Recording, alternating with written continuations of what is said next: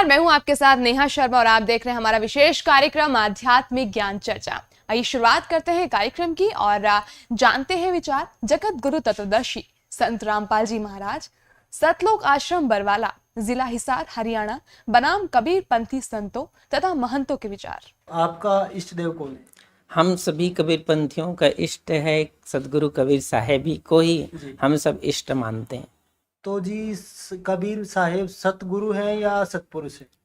इसमें कुछ भिन्नता है या नहीं? सदगुरु कबीर साहेब सदगुरु के रूप में इस संसार में, ज्ञानी पुरुष के रूप में इस संसार में आए, इसलिए हम उसे सदगुरु के रूप में मानते हैं।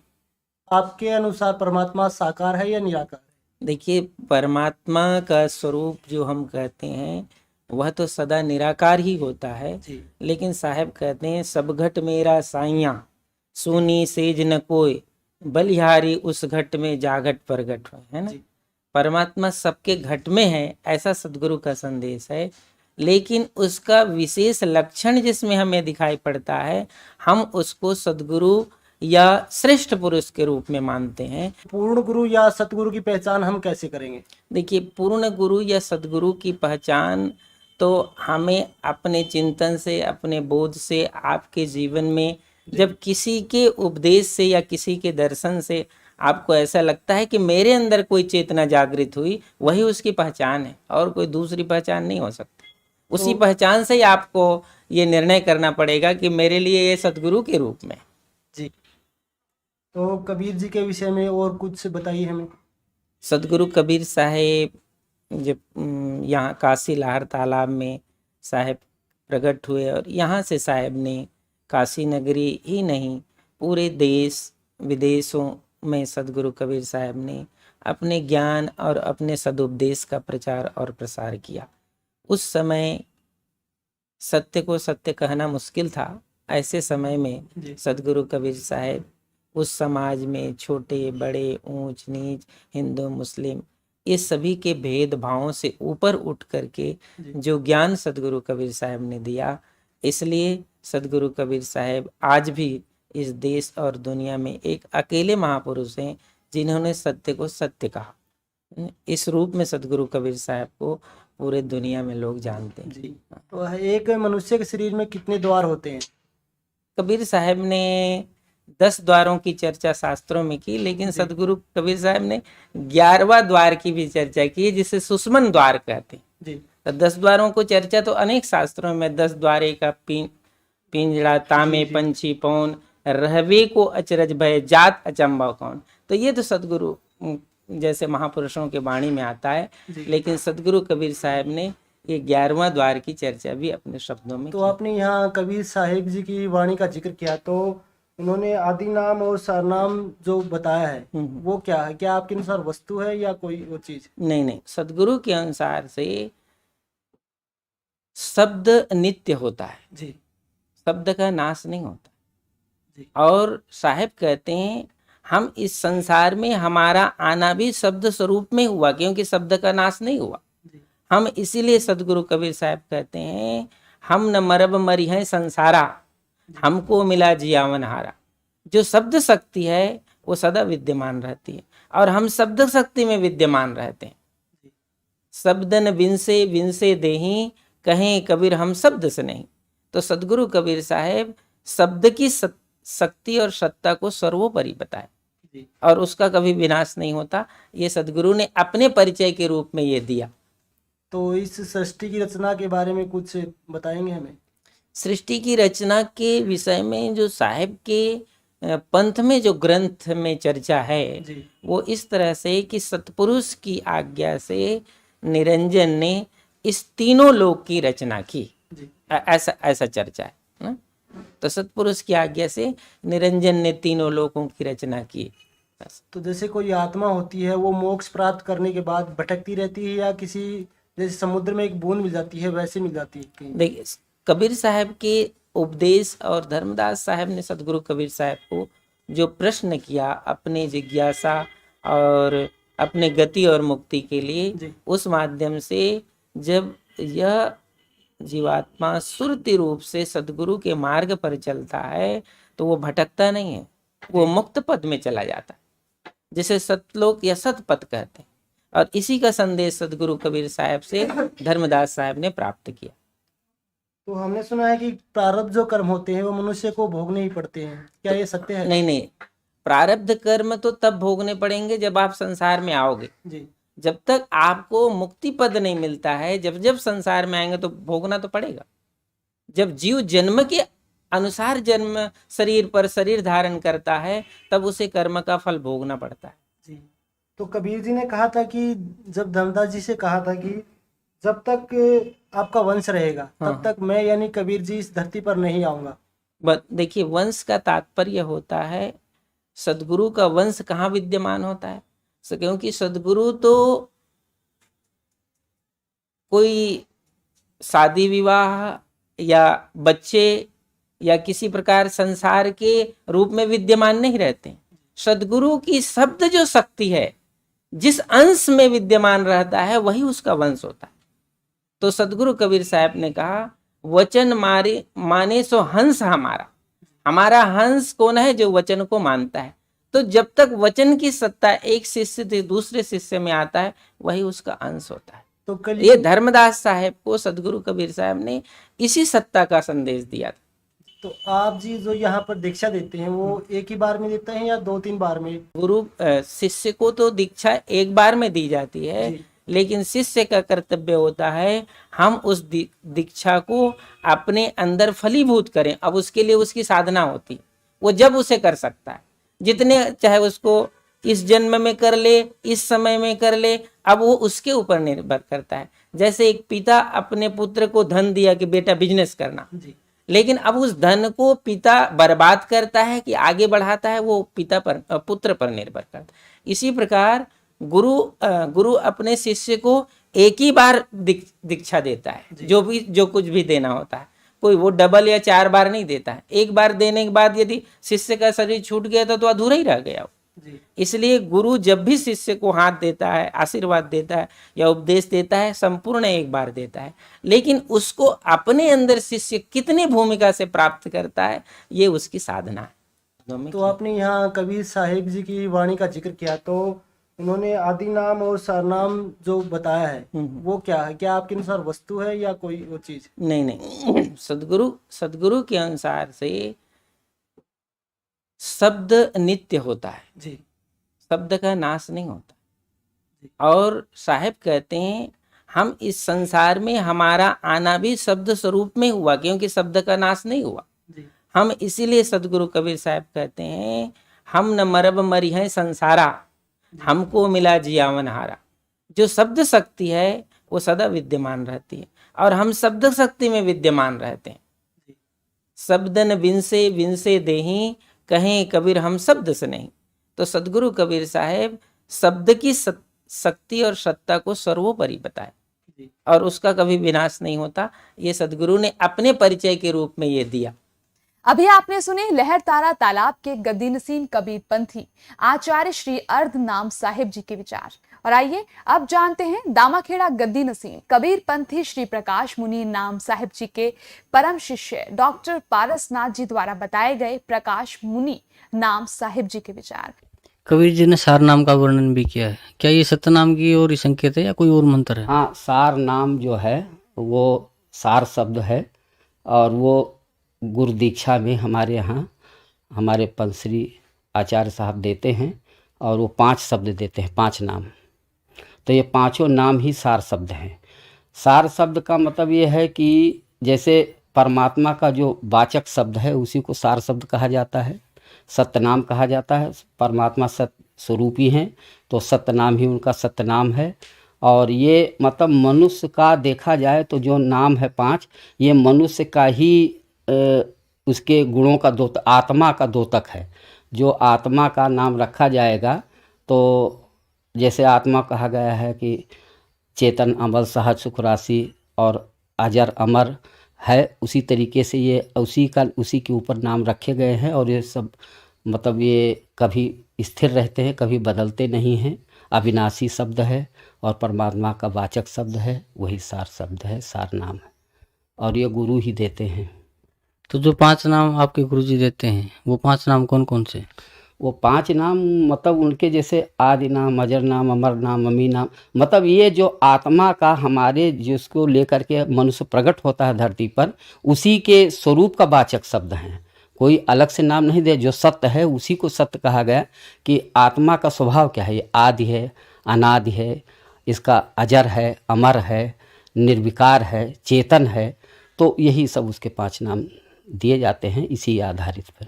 अभी आपने सुने दामखेड़ा गद्दी नसीम कबीर पंथी श्री प्रकाश मुनि नाम साहिब जी के परम शिष्य डॉक्टर पारसनाथ जी द्वारा बताए गए प्रकाश मुनि नाम साहिब जी के विचार। और आइए अब जानते हैं जगत गुरु तत्वदर्शी संत रामपाल जी महाराज, सतलोक आश्रम बरवाला, जिला हिसार, हरियाणा के विचार।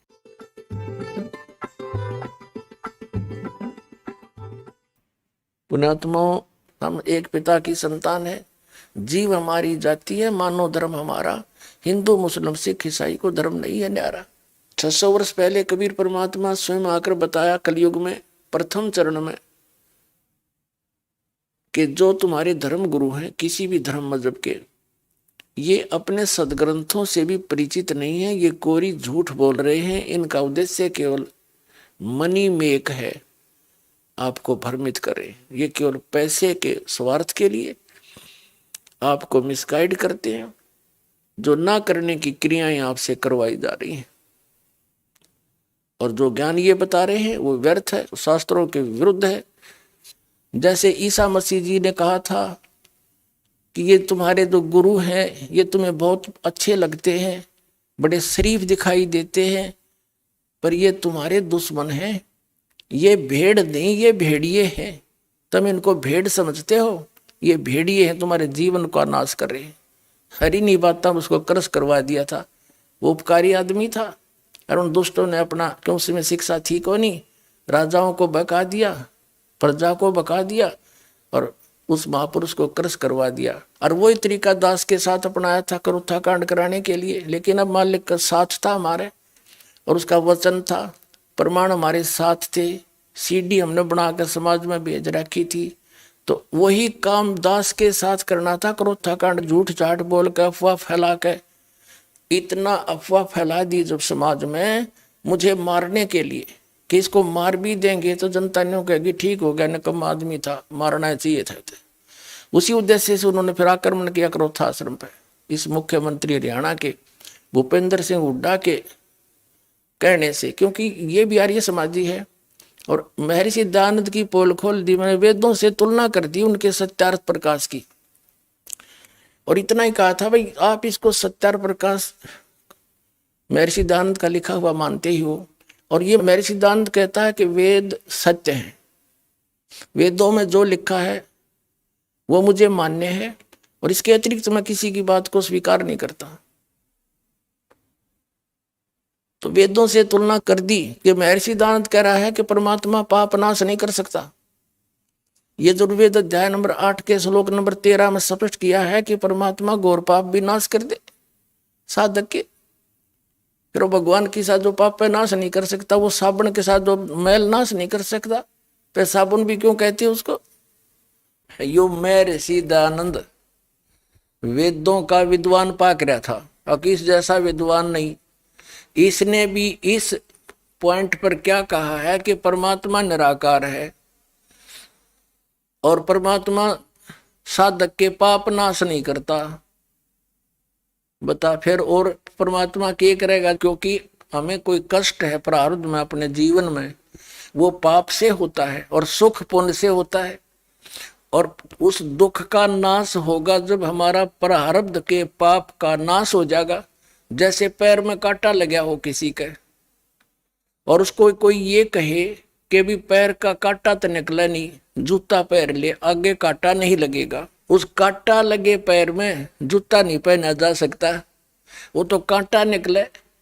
और फिर उसको सलाह दे कि अब जूता नहीं निकालना, इस सफर में बहुत कांटे हैं, तो फिर इस डर से वो जूता कभी नहीं निकालेगा कि कहीं फिर से कांटा ना लग जाए।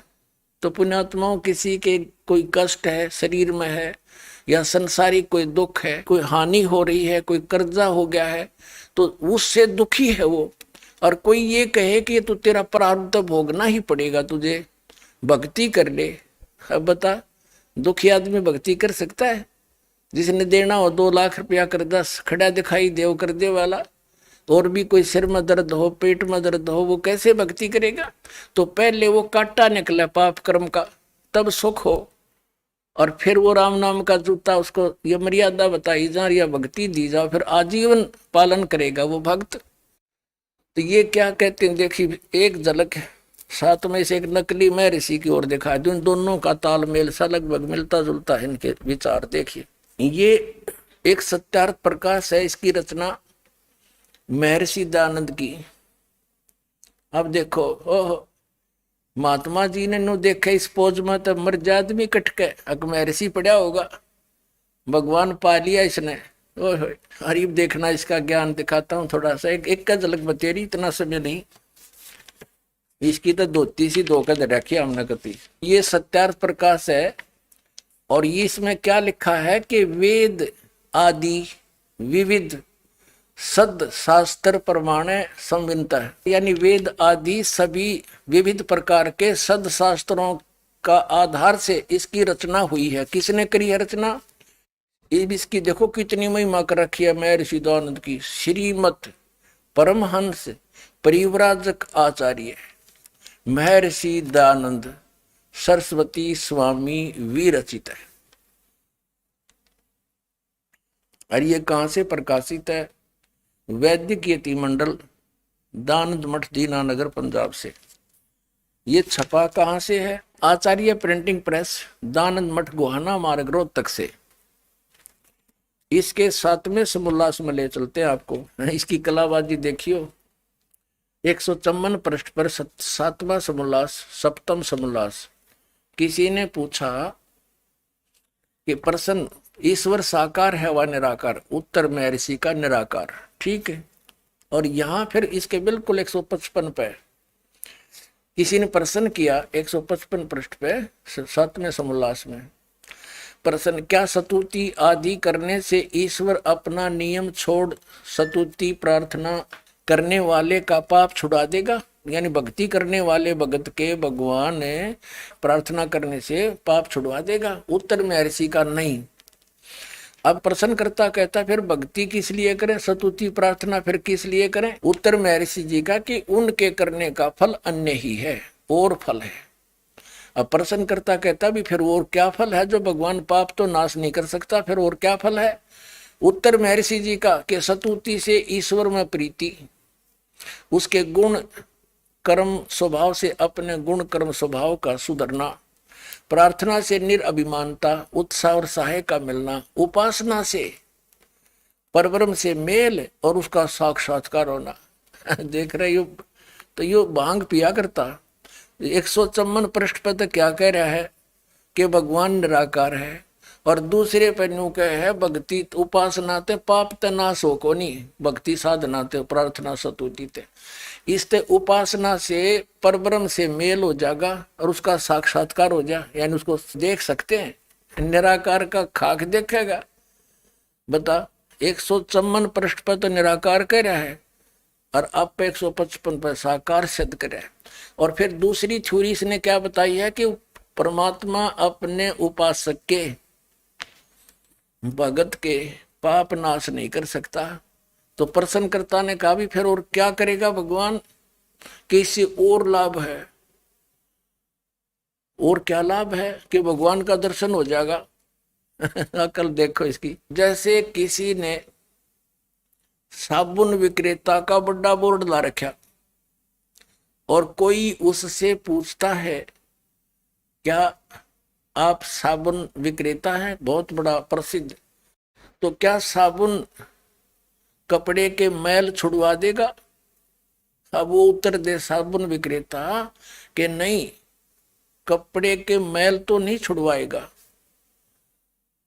तो प्रश्नकर्ता तो स्वाभाविक कहेगा भी फिर साबुन का प्रयोग किस लिए करें? तो वो उत्तर देव है कि साबुन के प्रयोग से कपड़े का मैल तो नाश नहीं होएगा, लेकिन और लाभ है। वो क्या लाभ है? कि कपड़ा मजबूत हो जाएगा। ये विधान है। अरे जब साबुन के गुणों में लिखा है कि वो कपड़े के मैल काटे और काम में ही हो साबुन का। ऐसा व्यक्ति कौन होगा? वो धोखेबाज जिसने लकड़ी के गुटके पैक कर रखे होंगे, पुड़िया बना रखी होंगी लकड़ी के टुकड़े की, गुटके की, और वो बेचता होगा कि साबुन ते मैल तक कटे नहीं, कपड़ा मजबूत हो जाएगा, दूना और कटेगा उससे। तो फिर अब जैसे कोई वैद्य है और वैद्य से कोई पूछता है कि वैद्य जी क्या औषधि प्रयोग करने से रोग नाश हो जाएगा, और वो वैद्य ये कहे कि औषधि खाने से रोग नाश नहीं होगा। अब प्रश्न करता कि फिर भाई औषधि किस लिए खाएंगे हम, कि उससे और लाभ है। तो क्या लाभ है बताइए वैद्य जी? के पहलवान बन जाएगा।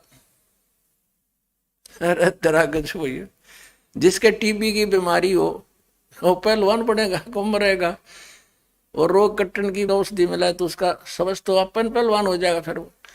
तो कहने का भाव ये है, ये सारे एक थैली के चट्टे बट्टे थे, ज्ञान किसी ने था नहीं, भोली जनता इनके पीछे लागी। न मेरे शीर बड़े साधु संत पहुंचे हुए और नो दिखा दे करके न सोचा भाई कितनी भगवान ते मिल रहे, इन्हें कख भी नहीं पता, अपने सदग्रंथों से परिचित नहीं, इन्हें झूठा ज्ञान ध्यान का लाओ, ये बाद विदा चतुराई।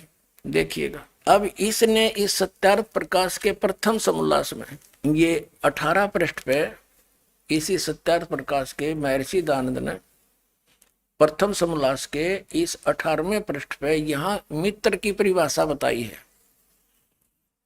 क्या बताया? कि वह परमेश्वर सबका सच्चा मित्र है, इससे परमेश्वर का नाम मित्र है। ये इसने सत्यार्थ प्रकाश के प्रथम समोल्लास में परमात्मा के नामों की व्याख्या कर रखी है कि किन किन नामों से परमात्मा का बोध होना चाहिए।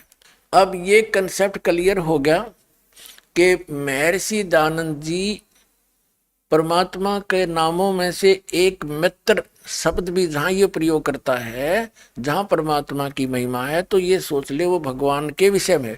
अब क्योंकि इसका विधान भी अपना सत्यार्थ प्रकाश में ये है कि परमात्मा पाप नाश नहीं करता, पाप छुड़वाता नहीं साधक के।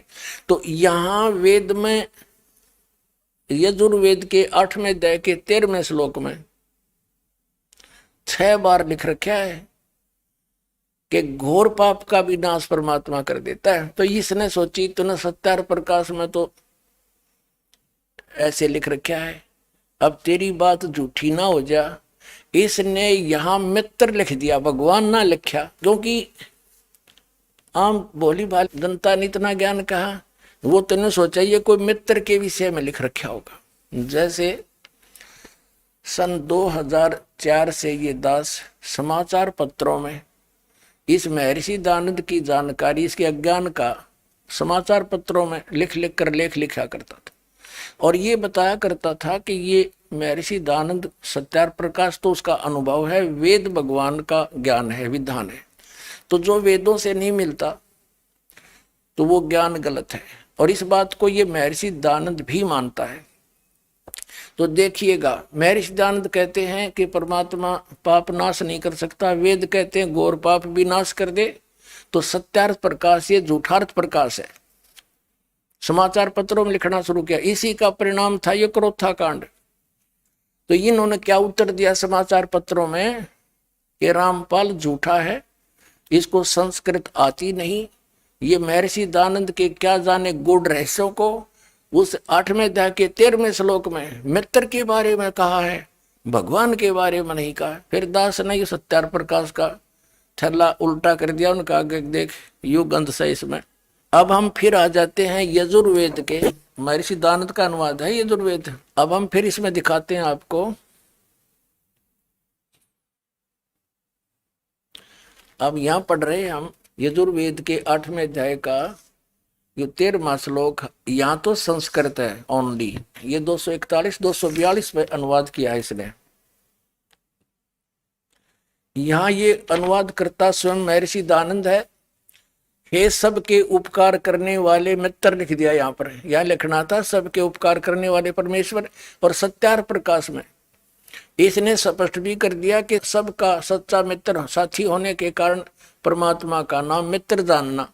तो यहाँ मित्र मीन परमात्मा पढ़ेंगे हम। देखिए, हे सबके उपकार करने वाले परमेश्वर, आप दान देने वाले के, ऐसे माने अपराध के,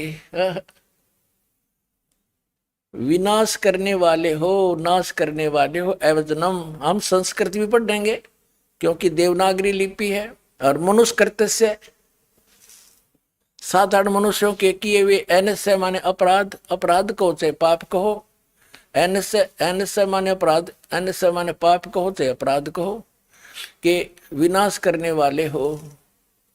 पिता के किए हुए, ऐसे माने पाप ही समझो, विरोधाचरण नहीं, पाप के। अवजनम माने अच्छी प्रकार हरने, नाश करने वाले हो। अवजनम माने नाश करने वाले, विनाश करने वाले। आत्म कृत्य से, अपने किए हुए, ऐसे माने पाप के। अवजनम माने नाश करने वाले हो, दूर करने वाले हो। ऐसे अधर्म के, अधर्म यानी घोर पाप के नाश करने वाले हो। जानता हुआ मैं जो कुछ भी अधर्म आचरण किया करता हूँ वा करूं हो, अनजान में जो कुछ भी किया करता हूँ वा करूं, उस सर्वस्व माने सब, ऐसे माने पाप के। इसने दड़ंगा डाण तो मतलब था पाप के, अपराध के। एवजन माने नाश करने वाले हो, दूर करने वाले हो। ओए होए, अरे ये नौका हम वेद भी पढ़े हैं, टट्टू वेद पढ़े इतने। जब वेद तो कहते हैं परमात्मा घोर पाप का विनाश कर देते हैं, ये नौके प्रारब्ध में जो लिख दिया वो फाइनल है। ये इनकी मन गणत कथाएं हैं। ये जनता के जो है ना शत्रु बन करके पृथ्वी पर उतरे हैं। अब पुणात्माओं, ये तो सारे के सारे जितने संत महंत आचार्य, शंकराचार्य, ये महर्षि, ये संत अभिलाष दास जैसे, तो ऐसा काम कर दिया इनने मेरे साथ में। एक व्यक्ति था, वो किसान था और अकाल गिर गया। उसने सोचा भी खेती में तो काम गुजारा चला नहीं, तो कोई और धंधा कर ले। उसने क्या शुरू कर दिया, ये चाकी राण का काम ले लिया। उसने 2 बसोली खरीद ली, वो कटकट करने की, और चाकी राण का काम उसने शुरू कर दिया। अब पहले चाकी कैसे आया करते, हाथ से चलाने वाली जो चक्की पत्थर की होती हैं, उसके पार्ट हुआ करते 2 होते हैं, अभी भी गाँव में तो बहुत है। और वो घिस जाते थे चलते चलते, तो उनको ऐसे समझदार सा व्यक्ति उनको चांड दिया करता, चाटे मार देता, वो फिर से वर्किंग ठीक हो जाती उनकी। तो उसको चाकी राणा कहते हैं। अब उसने कभी काम किया नहीं था, पहले दिन मुहूर्त करी एक गाँव में जाके, उसने आवाज लगाई कि चाकी ठीक करवा लो। एक बुढ़िया बोली, भाई आजा चाकी ठीक कर दे मेरी। अब ठीक है ताई, बता कौन सी है भैया, देख ले। उसने उतार के पाट रख लिया। बुढ़िया कहने लगी, भाई मैं कुएं तो पानी ले आऊं, दूर दूर कुएं हुआ करते गांव में, और आप इतने या चाकी ठीक कर दो। का अच्छा ताई, जा बेच सकते हैं। अब उसने कदे काम करा नहीं था, ने सोची जल्दी जल्दी कर ले। जब पहले आवाज में काम मिल गया तो यहाँ कोई आया ही नहीं है बताई, तो उसने माड़ी स्पीड भी पकड़ ली। वो 2-4 मारे गद्दा गद, वो पार्ट टूट गया। उसने सोची भैया तो बात बिगड़ गई, बुढ़िया चौनी दे नहीं, और तू भाग ले अपने सारे औजार उठा के। और जो नीचे वो बैठा था, ऊपर एक पात्र था मिट्टी का मटका छोटा सा, उसमें घी डाल रखा था बुढ़िया ने गर्म करके, गर्मियां का दिन था। और ऊपर बांध दिया करते, बिल्ली कुत्ते के डर से ऊपर कड़े में रस्सी डाल के एक छिक्का बना दिया करते, उसमें वो दर रखा उसने बरोला मिट्टी का मटके में घी, बहुत बढ़िया 5-10 किलो। अब वो जल्दी में उठ के भाजन लग गया। वो ऊपर तो छिक्के टंगा हुआ था वो पत्थर, उसका लग गया सिर, वो पड़ गया। पड़ते हो सारा फैल गया और सारी साड़ में बिखर गया फर्श पे।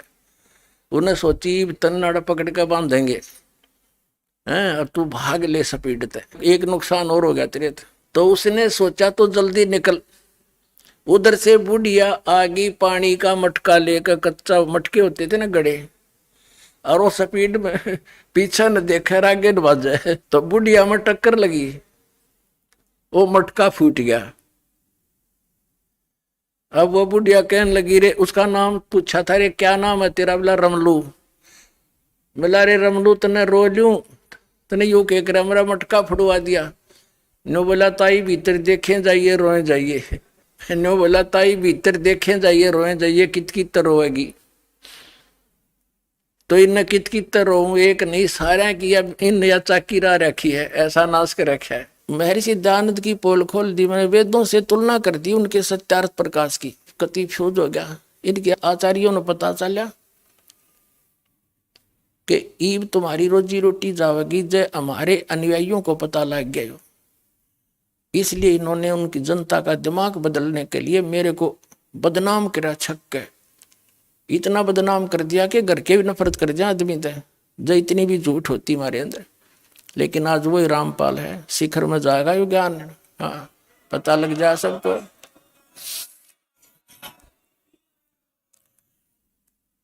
पुण्यात्माओं, इस दास ने वर्तमान के जितने भी संत महंत आचार्य शंकराचार्य मंडलेश्वर महापुरुष जो गुरु पद पर विराजमान हैं, या उनकी परंपरा में चल रही भक्ति साधना के सभी उनके ग्रंथों का गहन अध्ययन किया। उनके द्वारा फरमाए गए सत्संगों की सीडी को भी देखा, ये जांच करने के लिए कि कौन महापुरुष शास्त्रों के अनुकूल साधना बता रहा है और कौन इसके विपरीत बता रहा है। जिन महापुरुषों के इतिहास दास ने पढ़े और उनके सत्संग सुने, उनमें से किसी के पास भी शास्त्र अनुकूल सदग्रंथों के आधार से भक्ति विधि और ज्ञान नहीं है। ये श्री प्रकाश मुनि जी अपने प्रवचनों में बार बार कहते हैं। दर्शकों, दामाखेड़ा गद्दी नसीब श्री प्रकाश मुनि नाम साहिब जी के अस्वस्थ होने के कारण साधना टीवी के साथ आध्यात्मिक ज्ञान चर्चा में भाग नहीं ले पाए, जिस कारण उनके आदेशानुसार उनके विचारों को उनके द्वारा बताए गए प्रवचनों की सीडी कैसेट के माध्यम से आपके सामने रख रहे हैं, तथा उनके आदेशानुसार उनके परम शिष्यों डॉक्टर पारसनाथ जी तथा बांधव गद्दी नसीब महंत श्री हरीश दास जी ने प्रकाश मुनि नाम साहिब जी के विचार साधना टीवी को बताए, वो भी आपके सामने रख रहे हैं। अभी आपने सुने जगत गुरु तत्वदर्शी संत रामपाल जी महाराज, सतलोक आश्रम बरवाला, जिला हिसार, हरियाणा के विचार। और आइए अब जानते हैं दामाखेड़ा गद्दी नसीब कबीर पंथी श्री प्रकाश मुनि नाम साहिब जी के विचार। गुरुदेव ने किताब लिखी है, उस किताब का नाम है सहज ही साहब पाइए जो मन निर्मल हो। मन स्वच्छ हो गया, मन निर्मल हो गया तो साहब सहज मिल जाते, और मन निर्मल होता है सुमरण ध्यान से। सुमरण ध्यान का साबुन कर ले सत्य नाम दरियाई, दुविधा के भेद खोल बहुरिया भरम जाल मिट जाए। सुमरण और ध्यान का साबुन कर लो और नाम रूपी दरिया में जाकर अपने मन को स्वच्छ कर लो। सुमरण ध्यान का साबुन कर ले सत्य नाम दरिया, सत्य नाम की दरिया में। और नाम की दरिया कहां मिलेगी, ये भी तो एक प्रश्न है। आप लोग गाते हो गुरु दरिया में नहाना, तो यह नाम की दरिया गुरु के पास, सदगुरु के पास होती है। तो सतगुरु के शरण में जाकर नाम की दरिया में सुमरण ध्यान का साबुन लेकर अपने मन को स्वच्छ कर ले, दुविधा के भेद खोल बहुरिया भरम जाल मिट जाए। आप लोगों ने मेरी बातें ध्यान पूर्वक सुनी, मैं आपका हृदय से आभारी हूं। इतना ही कहकर आज्ञा चाहता हूं। साहेब बन साहेब। अभी आपने सुने दामाखेड़ा गद्दी नसीब कबीर पंथी श्री प्रकाश मुनि नाम साहिब जी के विचार। और आइए अब जानते हैं जगत गुरु तत्वदर्शी संत रामपाल जी महाराज, सतलोक आश्रम बरवाला, जिला हिसार, हरियाणा के विचार। ये श्री प्रकाश मुनि जी अपने प्रवचनों में बार बार कहते हैं कि आपके पास सतनाम नहीं है तो आपके पाप कैसे साफ होंगे। सतनाम से ही पाप का नाश होता है और वो सतगुरु के पास होता है। तो पुण्यात्माओं, इन दामा खेड़ा वालों के पास कौन सा सतनाम है? ये किसको सतनाम, आदि नाम और सार नाम कहते हैं? वो एक पूरा शब्द है। आदि नाम, अजर नाम, अमर नाम, पाताल सब सिंधु नाम, ये है इनका सतनाम। खाक है ये।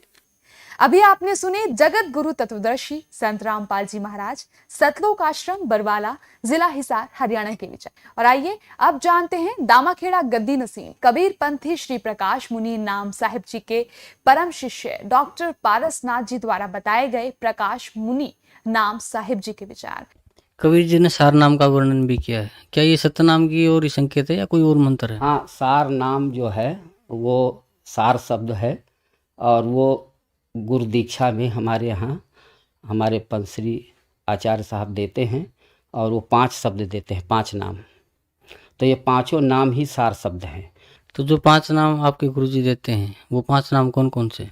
वो 5 नाम मतलब उनके जैसे आदि नाम, अजर नाम, अमर नाम, अमी नाम, तो यही सब उसके 5 नाम दिए जाते हैं इसी आधारित पर। अभी आपने सुने दामाखेड़ा गद्दी नसीम कबीर पंथी श्री प्रकाश मुनि नाम साहिब जी के परम शिष्य डॉक्टर पारसनाथ जी द्वारा बताए गए प्रकाश मुनि नाम साहिब जी के विचार। और आइए अब जानते हैं जगत गुरु तत्वदर्शी संत रामपाल जी महाराज, सतलोक आश्रम बरवाला, जिला हिसार, हरियाणा के विचार।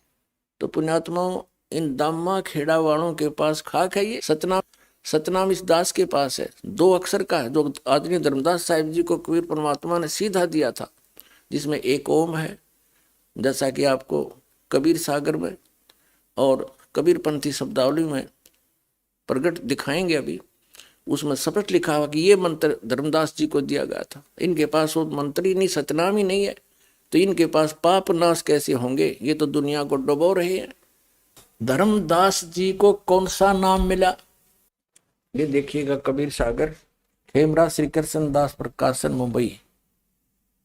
ये है कबीर सागर, संपूर्ण 11 भाग, खेमरा श्री कृष्ण दास प्रकाशन, मुंबई से ये प्रकाशित है। प्रथम खंड कबीर पंथी भारत प्रतीक स्वामी युगलानंद विहारी द्वारा पुरस्कृत। मुद्रक एवं प्रकाशक हैं खेमरा श्री कृष्णदास, अध्यक्ष श्री वेंकटेश्वर प्रेस, खेमरा श्री कृष्णदास मार्ग, मुंबई। यहां से अब इसमें आपको दिखाते हैं 61 पृष्ठ पे देखना। कोट तीर्थ भरम फल पावे, भमर यानी भटक गए, 100 फल भर ही साधु जमावे। इस तरह परमात्मा इसको बताते हैं कैसे कैसे करना चाहिए, कैसे मोक्ष होगा। मानो गुरु साधुन बाणी, कहे कबीर शब्द सैदानी, कहे कबीर सतगुरु और साधु, सतनाम गह मिटे उपाधु। सतनाम से सारा दुख दूर होगा।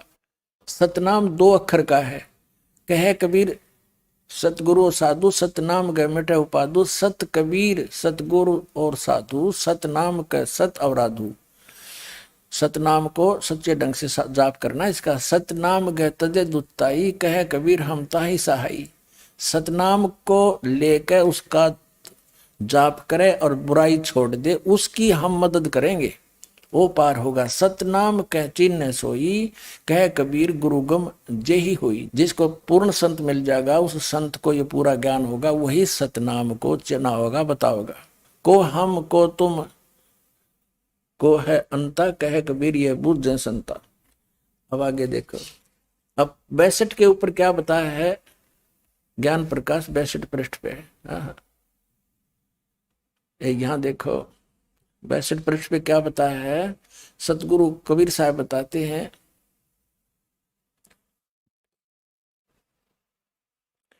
धर्मदास ने पूछा कि कौन जग जीते कौन जग हारे, और कहो कौन विद काज संवारे। अब परमात्मा ने उसको नाम दिया, वो नाम बताते कौन सा दिया धर्मदास जी को। वो सतनाम क्या है। इंद्री जीते साधुन सो हारे, कहे कबीर सतगुरु निस्तारे। जो इस तरह जाप कर लेगा उसको सतगुरु पार करेगा। सतगुरु सो सतनाम लखावे, वो सतगुरु है जो सतनाम बतावेगा, समझावेगा। और सतपुर ले हंस पहुंचावे, सतपुर सतलोक में। सतनाम सतगुर तत्बाखा, और शब्द ग्रंथ के गुप्त ही रखा है। कहते हैं इस ग्रंथ में मैंने लिख भी रखा है और उसको ऐसे ढंग से लिख दिया, वो गुप्त है। वो सतनाम 2 अक्षर का सतनाम सतगुर तत्बाखा और सद ग्रंथ कथी गुप्त रखा, उसमें लिख के भी गुप्त रखा हुआ हमने, कोई समझ नहीं पाओगा। फिर सत सुरत अमर सुख चीरा अमी अंक का साजो वीरा। अब ये आ गया वो सतनाम 2 अक्षर का। ओ हम सो हम जानो वीरू और धर्म दास सो कहे कबीरू। अब यहां परमात्मा ने इसको थोड़ा सा गुप्त कर दिया, ओम को ओ हम लिख दिया, इनका समझ ना आया बात। सोहम ओम जानो वीरू धर्मदास सो कहो कबीरू। अब यहां क्या बताया है, धरिहो गोए कहो जिन काही। कहते इसने गुप्त राखिए, किसी को बताइए नहीं। नाद सुशील लखे होता ही, जो सही शब्द नाद माने वचन का जो शेष होगा ना, वो इसको समझेगा। आपके देखो 63 पर स्पष्ट कर दिया है कबीर भगवान ने, यही ज्ञान प्रकाश चल रहा बोध सागर का, कि सत नाम सुमरण करे और सतगुरु पद निज ध्यान, आत्म पूजा जीव दया लह सो मुक्ति अमान। अब इससे एक तो ये सिद्ध हो गया कि परमात्मा के नाम से जीव की मुक्ति होगी उस सतनाम तय। और सार नाम अलग है, आदि नाम भी कहते हैं उसको। अब एक तो ये कंसेप्ट क्लियर हो गया कि हमारे सदग्रंथ और उन महापुरुषों ने जिन्होंने परमात्मा पाया, उन्होंने कैसा बताया सतलोक में। और ये कबीर पंथी क्या हुआ भाई बकरे, तो इनके पास खक नहीं है। अब धर्मदास जी को कबीर परमात्मा ने ये सतनाम दिया था 2 अक्षर का, और कबीर साहब ने कहा है सोहम जप मरा व्यर्था जन्म गंवाया। उसका तात्पर्य ये है कि कबीर परमात्मा की वाणी से लेकर के कुछ एक पंथ उन्हीं के समय में जो परमात्मा से विमुख हो गए थे इस नाम प्राप्त करके, वो इस वाणी से पढ़कर सोहम जाप करने लगे। तो परमात्मा कहते हैं अकेले सोम तो बात नहीं बनाए, ये तो व्यर्थ जीवन हो जाएगा। ये सतनाम है 2 अक्षर का, एक ओम एक ये गुप्त है, तो इसका जाप करना है, इसके जाप से मोक्ष होगा। फिर बताया कि इन दोनों का जाप करे और फिर वो सार नाम आदि नाम सार शब्द जिसका कहते हैं विधेय शब्द, वो भी है, वो भी जाप करने का है, सुरत नृत्य से जाप है उसका। अब और दिखाते हैं आपको धर्मदास जी को कौन सा नाम मिला और ये कबीर पंथी क्या नाम देते हैं, ये देखिएगा। एक पुस्तक है कबीर पंथी शब्दावली, और ये कहाँ से छपी है, कबीर पंथी शब्दावली, कबीर आश्रम आचार्य परमार्थी वैद्य भारत पथिक स्वामी श्री गुलानंद विहारी निर्मित, मुद्रिक एवं प्रकाशक खेमरा श्री कृष्ण दास, अध्यक्ष श्री वेंकटेश्वर प्रेस, खेमरा श्री कृष्ण दास मार्ग मुंबई, यहाँ से छपी है। इसके हम आते हैं 284 पृष्ठ पे, ये 283 पृष्ठ है, कबीर पंथी शब्दावली है। 284 पे है कि भोग की आरती अजप्पा जाप जपो बिन जीवा मूल मंत्र अरहाद। वो अजप्पा जाप करने का है सार नाम, उसमें जीभ नहीं हिलानी होती। ये अजप्पा जाप सतनाम दिया जाएगा, उसमें जीभ नहीं हिलानी, सांस से करना है। यहाँ देखना, यहाँ पे ये है चौका रमैनी, चौका यानी जब नाम दिया उस समय क्या क्या बोला, के नाम दिया, एक 285 पा जाते हैं हम। अब पढ़ सकते हो आप इसको लेकर के, पूरा प्रमाण दिखा दिया। ये सारा कुछ बताया कि इतना 7 सवासा उत्तम पाना 7 हाथ बस्तर परवाना, ये मंगा कर फिर कहते हैं कहे कबीर सुनो धर्मदासा ओम और सोहम शब्द प्रकाशा। ये नाम दिया था सतनाम रूप में, ये 2 अक्षर का नाम है सतनाम। और ये मारे सट्टे सतनाम सतनाम सतनाम, और सतनाम इसे मोटे अक्षरों में लिखेंगे, स्वर्ण अक्षरों में। ये देखिएगा एक पुस्तक है आशीर्वाद शताब्दी ग्रंथ,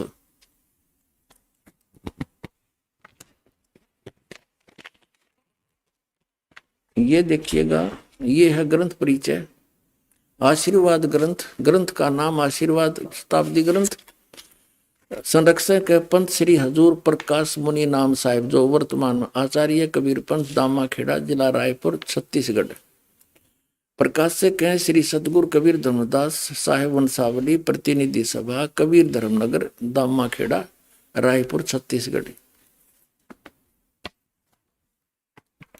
ये देखो सतनाम कितना बुढ़ा लिख रखा है, कितने अच्छे ढंग से, कख नहीं पता है सतनाम का। ये दामाखेड़ा वालों का है, ये देखिए, इन्हें कख नहीं पता सतनाम का। आदि नाम गुप्त है, धर्मदास मेरी लाख दुहाई, ये मूल ज्ञान कहीं अभी बाहर ना जाई। धर्मदास साहिब को कबीर परमेश्वर जी ने कहा है। और मूल ज्ञान बाहर जो पढ़ी, तो बिचली पीढ़ी हंसनी तरही। ये 12 पंथ के जो नकली कबीर पंथी हैं, उनमें से ये सारे के सारे। और कहते हैं ये ज्ञान अगर इन नकलियां का हाथ में चला गया, ये मंत्र, तो ये भी ये नाम देते पाओगे, फिर हम भिन्नता कैसे बताएंगे? ये अधिकारी नहीं इस नाम के देने के। अगर इस नाम को दास से जान के, और यदि ये नकली कबीर पंथी इनको दान करण भी लग गए, तो इनसे लाभ नहीं होगा, क्योंकि अधिकारी नहीं है। अब यहाँ आदि नाम और है, वो सार नाम इससे अलग है। ये तो श्वास उश्वास से जाप करना होता है, आपको दिखाते हैं अभी। अब फिर देखिए वही कबीर सागर, इसमें आपको हम दिखाते हैं। अब देखिएगा सुमरण बोध के अंदर, ये सुमरण बोध, और प्रश्न नंबर 3 पे ये बोध सागर खंड का अंदर ही है। या देखा प्रश्न नंबर 2 पर देखते हैं, ओम सोहम नाम के आगे करे पियान, अजर लोक बासा करे जगमग दीप स्थान। सुख सागर स्नान करी होय हंस का रूप, जाय पुरुष दर्श करे जिस दिन परम आनंद। अब यहां बता दिया इस ओम सोम से आगे और नाम है, एक सार नाम, आदि नाम, ये सतनाम है 2 अक्षर का। अब परमात्मा कहते हैं ये आदि नाम जो सार नाम है, वो भी मैंने बोल के सुना रखा है, और इसमें गुप्त छुपा रखा है, ये मूर्ख जीव मर्म नहीं पाया। अब देखियो यही कबीर सागर, इसके ये है बोध सागर, और ये है ज्ञान बोध। अब हम ज्ञान बोध पर पुनः आगे हैं। सतगुरु जीव प्रबोध के नाम लखावे सार, सार शब्द जो कोई गहे सोई उतरे पार। अब सार शब्द के विषय में बता रहे हैं। सतनाम अलग बताया है, सतनाम जो करे पुकारा, और जब भाव जल उतरेगा पारा। सतनाम सतपुरुष है अगम अपारा, ताको सब मैं कहूं विचारा। आदि नाम ब्रह्म है न्यारा, आदि अनाम ब्रह्म वो है न्यारा। निराधार कहें कोई पसारा, ताही पुरुष सुमरो रे भाई, तन छोड़ जीवलोक सिधाई। श्री छोड़ कर जाओगे तो मामला कहे कबीर, नाम गै सोई, भ्रम छोड़ भव पार ही होई। अब यहाँ बताते हैं, वो 16 पृष्ठ पर पढ़ा था हमने, ये 17 पृष्ठ है ज्ञान बोध का। अब यहाँ क्या लिखा है, कहे कबीर सुनो धर्मदासा, आदि नाम मैं कहूँ सब पासा। आदि नाम को मैं बोल कर सुनाता हूँ, यहाँ देख नीचे आ गया। ऐसा सब जग जीव गुराई, धर्मदास मैं तुम्हें सुनाई। जो मैंने तेरे को नाम बता दिया ना, सबको बताना। आदि नाम में भाग सुनाई, और ये जग जीव न चेत्या भाई। वो ने कहा के पारा के पारा कहा नहीं जाई, ये कहने लग रहे, मैंने बोल के सुनाया परमात्मा। आदि नाम सबको दर्शाया, जग जीवों को ज्ञान सुनाया। ये जुल्ले को भेद न पाए, अज्ञानी क्यों राड मचाए। आदि नाम की सुध बिसराई। अब ये देखो 18 पृष्ठ पे ज्ञान बोध का, आदि नाम हम भाग सुनाया, ये मूर्ख जीव मर्म नहीं पाया। हमने उस आदि नाम सार शब्द, विधेय शब्द को, अकय शब्द को, जो नहीं कहना किसी के सामने, उसका जाप नहीं करना, तो वो सुरत नर से जाप है, उसको हमने बोल कर सुनाया, और ये मूर्ख जीव मर्म नहीं पाया।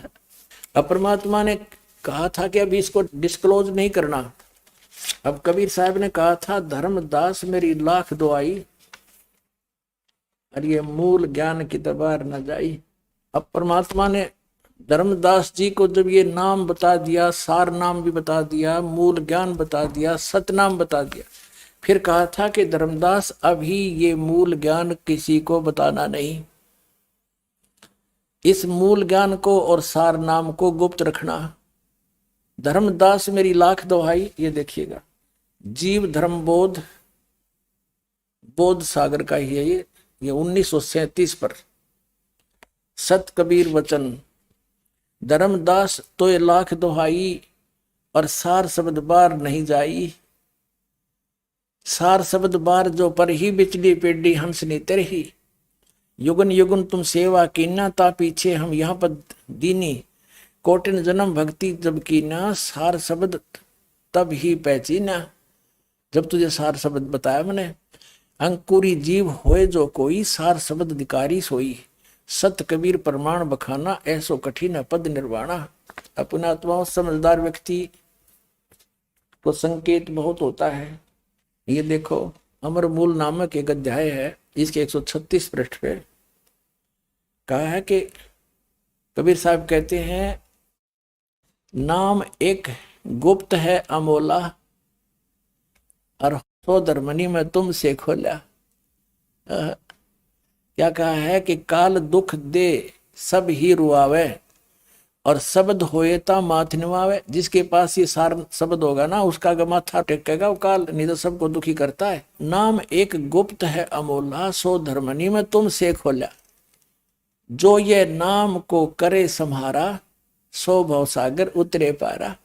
गुरु तो उसका साथी होगा, लेकिन जिसके पास इस नाम को संभालेगा, इसकी भक्ति करेगा, वो पार होगा। ओनली गुरु नहीं पार करेगा जब तक भक्ति कमाई सतनाम सार नाम सही नहीं होगा, मर्यादा ठीक नहीं होगी।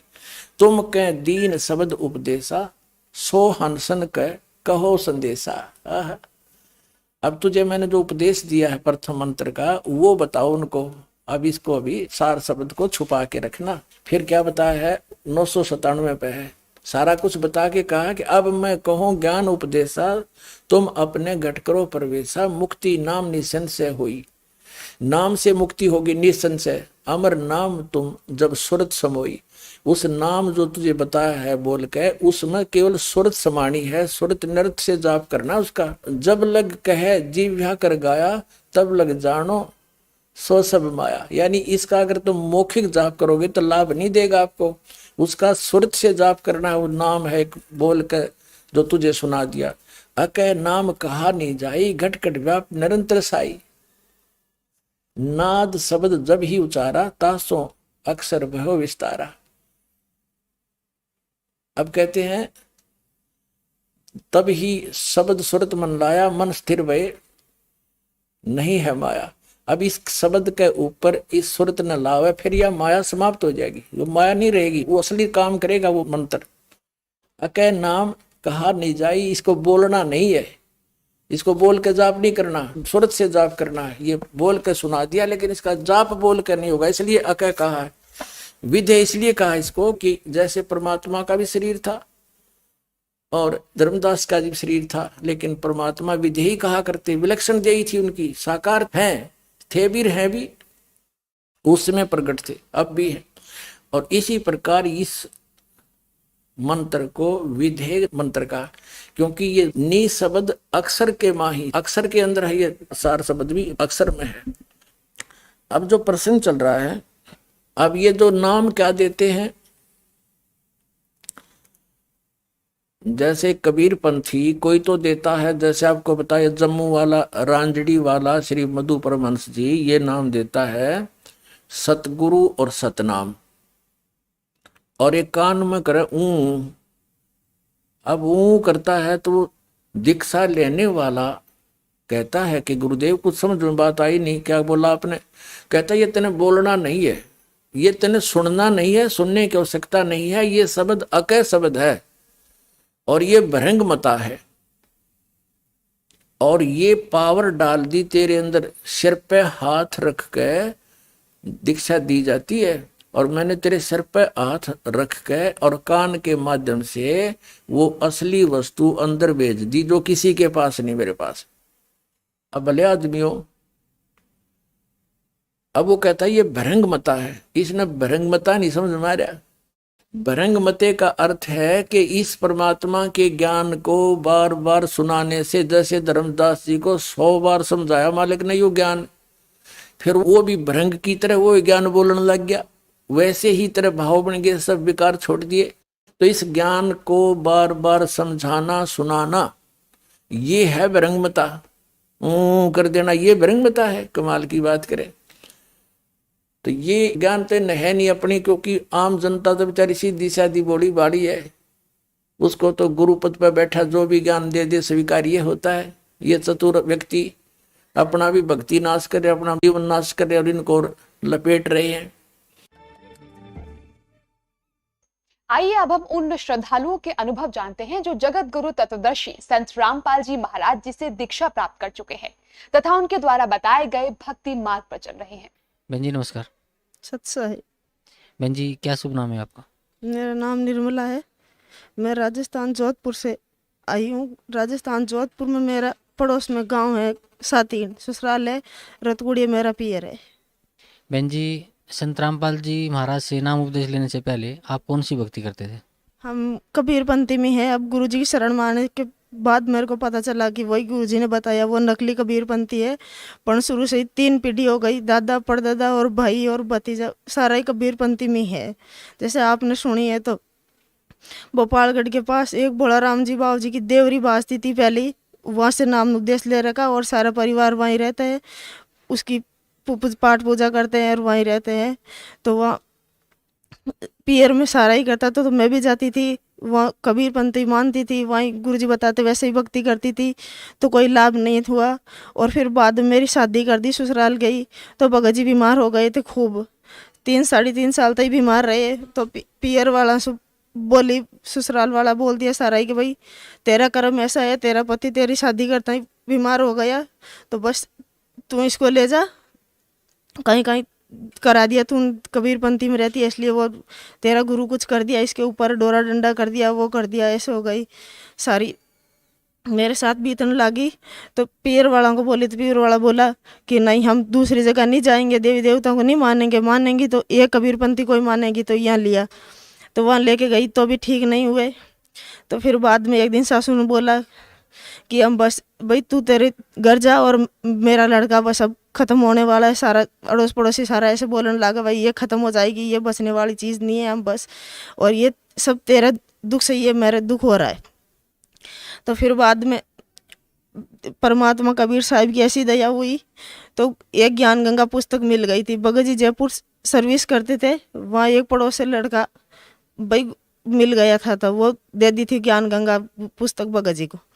तो भगत जी ज्ञान गंगा पुस्तक पढ़ के मेरे को फ़ोन करा कि हरियाणा में एक सतगुरु रामपाल जी महाराज की कृपा हुई है, वहाँ कबीरपंथी आश्रम है खूब बड़ा, सतलोक आश्रम बरवाला। मेरे से बात करी कि जाऊँ मैं, कि हाँ भगत जी जाओ, कहीं जाओगे तो ही कबीर साहिब एक ही है। तो फिर बाद में भगत जी यहाँ आए, नाम उपदेश ले लिया, गुरु जी की दया होगी। फिर बाद में सासू ससुरा जी दोनों वे भी आएगा और 6 महीना बाद में भी आई। बहन जी आपने पहले कौन से संत से नाम उपदेश ले रखा था? जैसे संत भोला राम जी की देवरी बाजरी है भोपालगढ़ के पास में, और गुरु का नाम था लूम्बा राम जी संत। तो संत लूम्बा राम जी जो अपने आप को कबीरपंथी कहते थे, तो उनने आपको क्या नाम उपदेश दे रखा था? जैसे वो नाम उपदेश देते थे, सत बीज अमर पुरुष रटिया मुक्ति हो, ओढ़ पिचेवड़ी प्रेम की सुख मिंदर में सो, ये अंसा सत लोग र नहीं आवे नहीं जाए, क्या कबीर साहिब धर्मीदास जिन प्रगट दिया लखाए। ये शब्द बताते। तो ये शब्द मैं यहाँ आने के बाद गुरुजी को बताया तो गुरुजी ने हंस के बोला कि बेटा ये कबीर साहिब की वाणी है, ये कोई मंत्र नहीं है, इनसे मोक्ष नहीं होता। तो बहन जी जैसे पहले जो आप भक्ति करते थे उससे आपको कोई लाभ नहीं मिला, वो फिर आप संत रामपाल जी महाराज की शरण में आए तो आपको लाभ भी मिला, और आपका जो पति था जो लगभग मृत्यु शैया पर ही लेटा हुआ था, उसको सतगुरु रामपाल जी महाराज की दया से पुनर्जीवन मिला, जीवन दान मिला। तो भगत समाज को आप क्या संदेश देना चाहते हैं? तो फिर भगत समाज को मैं ये संदेश देना चाहती हूँ, जैसे वन नकली पंथ में अड़ोस पड़ोस के 10-20 गांव डूब रहे हैं सारा ही, उसको हाथ जोड़ के मेरा कहना है कि आप सतलोक आश्रम बरवाला आ जाओ और आपका कल्याण कराई लो। और मेरे को भी इतना सुख मिल गया कि पहले खाने के लिए कुछ भी खाने के लिए चीज़ भी नहीं थी, और घर में मिनट में ऐसी लड़ाई होती थी, और सासू ससुर सारा ही मेरे को ऐसे बोलते थे कि तेरे आने के बाद मेरे घर में सारा घाटा हो गया। तू मेरा घर छोड़ के चली जा। तो कबीर साहब ने इतनी दया कर दी मेरे में, ये छोड़ ये, पर मुझे क्या बताऊं कि मेरे कुछ नहीं था, तो परमात्मा ने अब सब कुछ कर दिया। भगत जी के आने के बाद जयपुर में परमात्मा की दया है कि तो प्लॉट भी मिल गया। फिर बाद में परमात्मा ने एक मकान भी दिला दिया। एक भी पार्ट सिटी पड़ती है पास में, वहाँ भी एक प्लॉट दिला दिया परमात्मा ने। और अड़ोसी पड़ोसी ससुराल वाला सारा ही मेरे से इतना विरोध करता था, तब सारा ही खुश हो गया यार। परमात्मा की इतनी रजा हो गई कि बस क्या बताऊं ये मालिक, जो रजा मेरे पे करी सारी दुनिया पे ही करना है ये मालिक है। बंदी छोड़। फिर बाद में एक मोर मौसी की लड़की की शादी थी, तो मैं गुरुजी ने बोला कि गुरुजी मेरे को मौसी की लड़की में शादी में जाना है। तो गुरुजी ने बोला नहीं बेटा तेरे को शादी में नहीं जाना है। तो पहले मेरे भगत जी बीमार थे ना, तो वो मौसी मेरे को जैसे रखती थी, पैसे ऐसा देती थी, सब वही करती। तो वो मौसी बोली चल उस टाइम तेरा भगत जी बीमार है, उस टाइम तो तू मेरे को बोलती थी, अब तू मेरे को नहीं बोलती है। अब मेरे लड़की की शादी में नहीं आएगी तो अब बस मैं भी नहीं आऊँगी, अब तेरे से नहीं बोलूँगी। तो मैंने ऐसे बोल दिया कि चाहे जगत रूठ जाओ सारा, हमारे सतगुरु रूठ या नहीं सरे, मैं नहीं छोड़ूंगी परमात्मा की शरण को, मैं परमात्मा की शरण में रहूंगी, चाहे आप सारा रूठ जाओ, मेरे को आपसे कुछ नहीं लेना। तो मालिक की ऐसी दया हो गई। शादी होने के बाद 15 दिन उसका ऐसा दिमाग फिर गया, वो बोला कि निर्मला तू जाती है वहाँ, मैं भी चलूंगी तेरे साथ गुरुजी की शरण में। तो वो भी आ गई, उसका लड़का भी आ गया, और मालिक ने ऐसी दया कर दी। मेरा भाई दारू पीता था और वो भी नहीं बोलता था मेरे से, और मेरे पापा भी यहाँ आके गए थे, 1 साल गुरुजी का नाम लिया, और वो भी मेरे से लड़ने लग गए थे। और सब पर दया कर दी, सब दया हो गई परमात्मा की, क्या बताऊं मालिक। वो मौसी आ गई, तो मौसी को अब सारी दुनिया बोल रही है कि वो तुम्हारी लड़कियों की शादी में नहीं आई, तू उसके साथ अब क्यों गई वहाँ आश्रम में। तो मैं क्या बताऊँ, मेरा क्या मुंह है। परमात्मा ने बुलाए थे उसको और शरण में लाए थे और सबका साथ करा दिया, ऐसा क्या बताऊँ। ये बंदी छोड़, परमात्मा की इतनी दया हो गई कि बस कुछ बता भी नहीं सकूँ। ये बंदी छोड़। फिर बाद में जयपुर प्लॉट लिया, मकान पे गई थी एक बार मैं भी, तो वहाँ 3 भगत और रहते हैं साथ में, सीकर जिला का। वो सो रहे थे, मेरे भगत जी सो रहे थे और मैं भी सो रही थी। बारिश का टाइम था, सारा ये कमरा में सो रहे थे। तो सुबह 5 बजे मैं सोती थी, तो कबीर साहब आए कि छोटा सा गोल टाइप गोला सा आया था दड़ी जैसा प्रकाश का ऊपर से, और मैं सो रही थी। मेरे आगे आके वो ऐसे गिर गया। तो मैंने सोचा कि भाई क्या गिर गया। वो ऐसे गोला नीचे ज़मीन पे आने के बाद उसमें एकदम गुरुजी की फ़ोटो दिखी मेरे को। गुरुजी की फ़ोटो दिखी तो गुरुजी ने बोला बेटा बोल क्या चाहिए। तो मैंने कुछ नहीं बोला, मेरे से कुछ नहीं बोला गया। तो गुरुजी ने बोला बेटा 1 बाल्टी भर दे, मैं नहाऊंगी। तो मैं 1 बाल्टी भर के बाथरूम में रख दी। परमात्मा नहाया, फिर बाद में वापस आएगा, बोल बेटा अब क्या चाहिए। तो मेरे से कुछ नहीं बोला गया और मैं कुछ नहीं बोली। फिर बाद में मैं सारा वक्त सुता, उसको मैं चारा को उठाया कि मैं कि परमात्मा क्या कह रहे हैं। सारे भगत जी उठ जाओ, आप भी सुन लो भगत जी गुरुजी क्या कह रहे हैं। वो सारा भगत जी उठ के बैठे हो गए। वो कह रहा मेरे को तो नहीं दिख रहा गुरुजी। फिर बाद में वो सब ऐसा गोला के अंदर तो गुरुजी कबीर साहब की फोटो हो गई, और आधा पूरा चांद नहीं, आधा पीला कलर का चांद आया सा ऐसे, और उस धोला गोला के नीचे चिप गया था। उसमें गुरुजी की फोटो और ऊपर कबीर साहब की फोटो, और दोनों ऊपर जाती मेरे को दिखती थी। और मैं ऐसे कर रही हूँ जैसे बंदी छोड़ सतगुरु रामपाल जी महाराज की जय, ऐसे ऐसे करती रही मैं। और वो ऊपर गए और मेरे को आशीर्वाद देते देते गुरुजी ऊपर चले गए। वो सारा भगत मेरे पास बैठे थे चारों। बोला मेरे को तो नहीं दुख रहा। मेरे फिर बाद में मेरे को ऐसा आया कि ये बंदी छोड़, मैं बोल गई थी कुछ परमात्मा से, तो परमात्मा कुछ मेरे को कह देता, पर मैं बोल नहीं पाई, कुछ कर नहीं पाई। मैं यही कहना चाहती हूँ भगत समाज को कि मेरा परिवार के वहाँ खूब लोग फंस रखे। अब दादा परदादा भाई और भतीजा 4-5 पीढ़ी फंस रही है नकली पंथ में। मेरे को उनसे हाथ जोड़ के कहना है कि आप यहाँ आ जाओ सतलोक आश्रम बरवाला। संत रामपाल जी से नाम उपदेश ले लो और आपका कल्याण करो। बहन जी कुछ और कहना चाहते हैं आप पूज्य गुरुदेव संत रामपाल जी महाराज के बारे में, उनकी भक्ति के बारे में? भक्ति क्या बताऊं, भक्ति का तो कुछ बचा नहीं सकूं। मैंने, मेरे को तो परमात्मा ने इतना लाभ दे दिया और इतना सुख दे दिया, क्या बताऊं कि बस कुछ बता नहीं सकूं। परमात्मा की शरण में ठीक है। सत साहिब ससा बहन जी बहुत बहुत सत साहिब। नमस्कार सर। सत साहिब जी। क्या शुभ नाम है जी आप जी का? हाँ, हमारा शुभ नाम है भीमराव दास बंजारा। भीमराव जी कहाँ से आए हैं आप? महाराष्ट्र, धानोरा, तहसील मंगरुळपीर, जिला वाशिम। भीमराव जी क्या काम करते हैं आप? हम पहले से एक किसान का काम करते हैं और सत्संग का कार्यक्रम करते थे, सत्संग करते थे। सत्संग के पर ये थे हम प्रचारक। उधर महाराष्ट्र में एक कबीर परमात्मा का पंथ चला हुआ था, उसको बेनाम पंथ ऐसा नाम दिया था। वहाँ के प्रवर्तक जो थे बंसीलाल दास बंसी करके उनका नाम था। उनके 70-80 हजार शिष्य थे उनके। तो हर खेड़े में जाना, हर गांव में जाना और प्रचार करना, सत्संग लेना, ये हमारा कार्यक्रम 84 से चालू था। सर परम संत सतगुरु रामपाल जी महाराज की शरण में आप कैसे आए?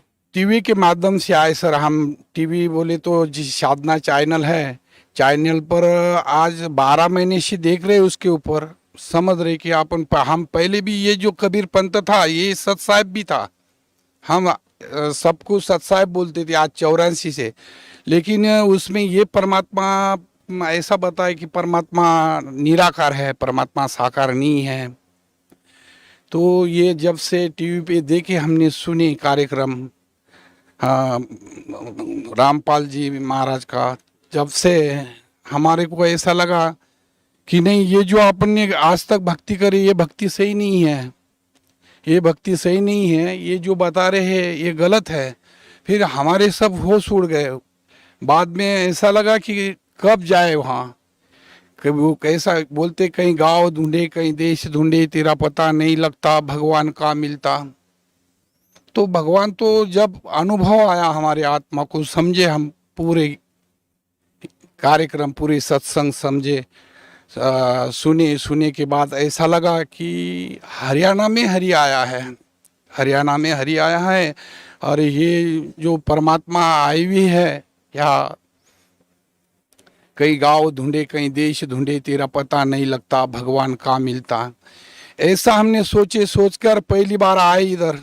तो हमारी भगतमती साथ में लाए। पहली बार 8-10 लोग आए, पहली बार साथ में लाए। सर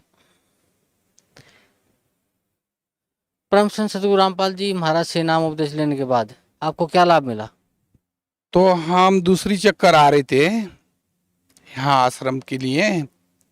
दूसरी चक्कर में वहाँ से निकले हम गाड़ी में, तो यहाँ रोहतक आए।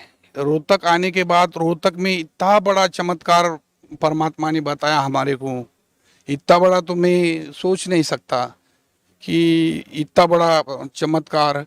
बेटे है तेरा ध्यान लगाए प्रभु, तार सके तो तार, जलम जलम के पाप हमारे, बिना कृपा तेरे को न सुधारे। समझ गए हम अनुभव से, या तू ही करेगा पार, तार सके तो तार।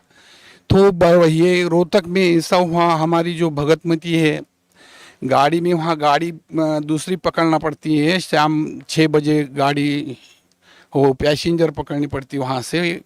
और वो गाड़ी में बैठे तो गाड़ी स्टार्ट हो गई। गाड़ी स्टार्ट होने के बाद हमारी जो भगतमती है उसको चाह वाले ने ऐसा धक्का दिया। धक्का देने के बाद वो नीचे चल गई, पूरे पैर नीचे चल गए। और वो जो चलने का ये रहता, वो हाथ में पकड़ के इसी 100 मीटर ऐसी स्टैंड पे वो ऐसी घिसती हुई गई। तो मैं तो समझा, मेरे होश उड़ गए। मैंने बोला अपन तो यहाँ आश्रम आए हुए, तो सभी हाथ पैर के सब टुकड़े हो गए होंगे हमारे भगतमती के, ऐसा लगा। मैंने ध्यान करा, जो पहला मंत्र दिया था बाबा जी ने, उसका नाम स्मरण करे। और अचानक ऐसा हुआ, एक आदमी आया, उसके ऊपर पीले कपड़े थे, आंखें दोनों हाथ से हमारी जो भगतमती है उसको उठा के गाड़ी में रख दिए। गाड़ी में रखने के बाद गाड़ी में रख दिए और गाड़ी ऑटोमेटिक खड़ी रह गई जगह पे। स्टार्ट हो गई थी गाड़ी, खड़ी हो गई, गाड़ी रुक गई। फिर देखे हम, उनको लगे कहाँ पे खरूज नहीं आने दिए परमात्मा ने, कहाँ पे कुछ इतना भी नहीं हानि नुकसान कुछ नहीं हुआ।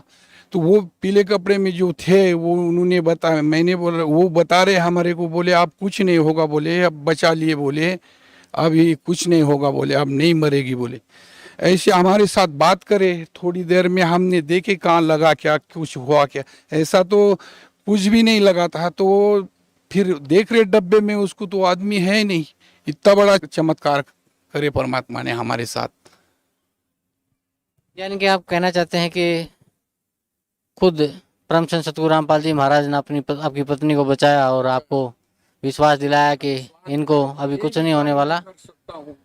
गाड़ी ये रोक सकते हैं, हम यही काम कर सकते। परमात्मा है, वो पूर्ण परमात्मा है। आपकी पत्नी को बचा के और आपको संभला के और वो वहाँ से परम संत सतगुरु रामपाल जी महाराज अंतर ध्यान हो गए, आपका यही कहना है? हाँ, यही कहना है, अंतर ध्यान हो गए तो वही उन्होंने ही बचाए, परमात्मा। सर, परम संत सतगुरु रामपाल जी महाराज की शरण में आने से पहले आप ऐसे ही भटकते हुए किसी धर्मगुरु के चक्कर में और प्रचार कर रहे थे, और फिर आपने परम संत सतगुरु रामपाल जी महाराज से नाम उपदेश लिया, तो आपको पता चला कि यही संत हैं जो आपको सतभक्ति दे सकते हैं, आपको मोक्ष मार्ग दिला सकते हैं। और अल्टीमेटली मैं तो यही कहूँगा कि जैसे आपको परम संत सतगुरु रामपाल जी महाराज ने अपनी शरण में लिया, तो उसी दिन आपको, आपकी पत्नी को उन्होंने जीवन दान दिया। तो सर, भक्त समाज को आप क्या संदेश देना चाहते हैं? हम तो, मेरे जीवन में मैंने राम मंदिर बनवाए हैं, और राम मंदिर बनवाया। हर साल रामनवमी को बहुत धूमधाम से 1 लाख रुपए खर्चा करके भागवत सप्ताह करना, ये करना, भगत जमा करना, पुण्य करना, ये बहुत करे, लेकिन कोई प्रकार का लाभ नहीं हुआ मेरे को। यहाँ आने के बाद मेरे को 4 प्रकार का सुख प्राप्त होगा। यहाँ आने के बाद 4 प्रकार का बोले तो भौतिक, आर्थिक, शारीरिक और आध्यात्म। और बहुत बड़ा चमत्कार, ये चमत्कार से क्या कम है कि उठा के बचा लिए मेरे धर्मपत्नी को।